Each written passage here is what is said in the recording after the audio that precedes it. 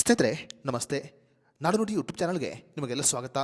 ಸ್ನೇಹಿತರೆ, supreme court ಈಗ ಮಗಳಿಗೆ ಅಪ್ಪನ ಆಸ್ತಿಯಲ್ಲಿ ಯಾವುದೇ ರೀತಿಯ ಪಾಲು ಇಲ್ಲ ಅಂತ ಬಹುದೊಡ್ಡ ತೀರ್ಪನ್ನು ಕೊಟ್ಟಿದೆ.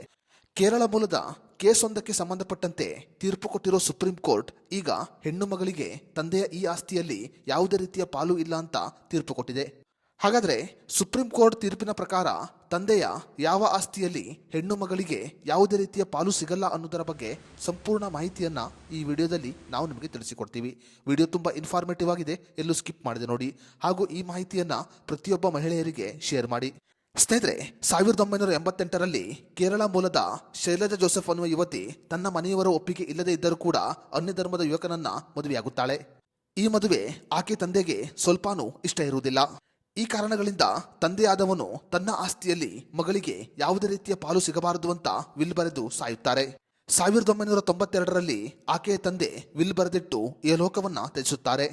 ಇದಾದ ಕೆಲವು ವರ್ಷಗಳ ಬಳಿಕ ಶೈಲಜಾ ತನಗೆ ತಂದೆಯ ಆಸ್ತಿಯಲ್ಲಿ ಪಾಲು ಬೇಕು ಅಂತ ಕೋರ್ಟ್ ಮೆಟ್ಟಿಲನ್ನ ಏರುತ್ತಾಳೆ. ಕೇರಳ ಟ್ರಯಲ್ ಕೋರ್ಟ್ ಮತ್ತು ಹೈಕೋರ್ಟ್ ಶೈಲಜಾ ಪರವಾಗಿ ತೀರ್ಪನ್ನು ಕೊಡುತ್ತೆ.